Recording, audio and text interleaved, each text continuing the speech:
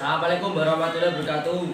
Marilah kita panjatkan puji syukur kehadirat Tuhan yang Maha Esa, karena berkat limpahan dalam keadaan sehat walafiat. Kenalkan, nama saya Mas dari kelompok 6 dan di sebelah kiri saya. Nama saya Kaisar Utagadur dari kelompok 6 dan diri saya. Nama saya Dila Trianika Sari dari kelompok 6 dan sebelah kiri saya. Nama saya Kamila Misadi dari kelompok 6. Saatnya presentasi satu dibuka. Mulut. Di dalam mulut terdapat gigi, lidah, dan kelenjar air liur atau saliva. Air liur mengandung glukosa atau lendir, senyawa berfungsi antibakteri, dan enzim amilase mencegah molekul amonium menjadi molekul maltosa. Ronggongan atau esofagus. Makanan yang berbentuk bolus akan masuk ke faring. Faring adalah saluran yang memanjang dari bagian belakang rongga mulut sampai ke permukaan ronggongan. Pada bakal faring terdapat kartu pernafasan atau epiglotis. Epiglotis berfungsi menutup ujung saluran pernafasan atau faring. Saatnya presentasi dua.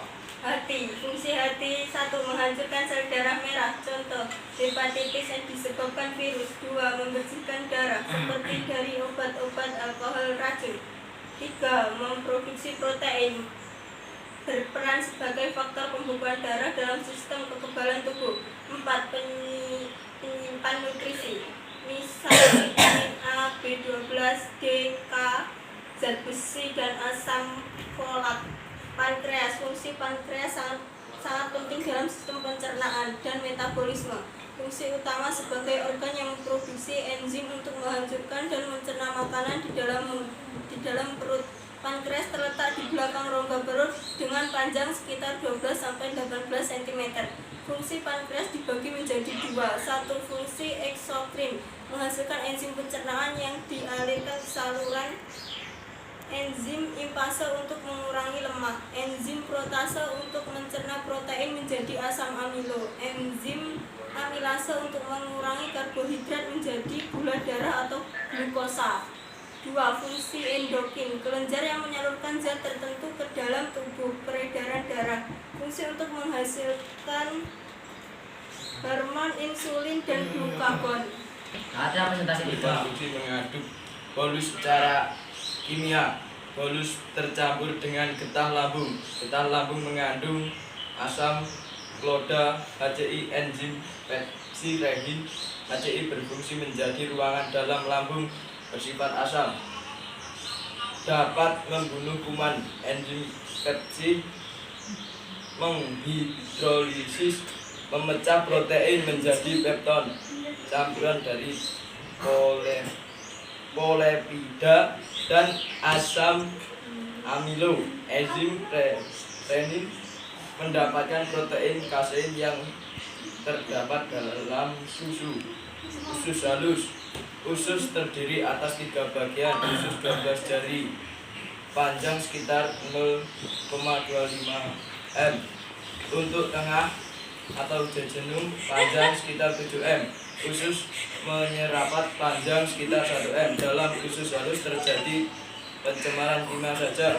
Pada duodenum terdapat saluran yang terhubung kantung, empedu, dan pankreas. Getah pankreas menghindari enzim lipase, amilase, tripsin.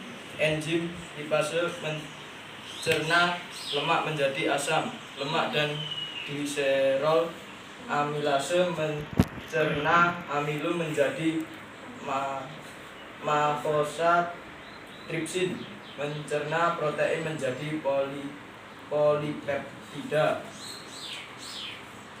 Usus besar. Usus besar atau kolon memiliki panjang 1 m dan terdiri atas kolon ascendens atau naik kolon, trapezium mendarat, kolon descendens atau menurun, dan terakhir anus. Zat-zat sisa berada dalam usus besar selama 1-4 hari. Usus besar berfungsi mengatur kadar air pada sisa makanan yang tidak terpakai oleh tubuh beserta gas-gas yang disebut tinja fases dan dikeluarin melalui anus.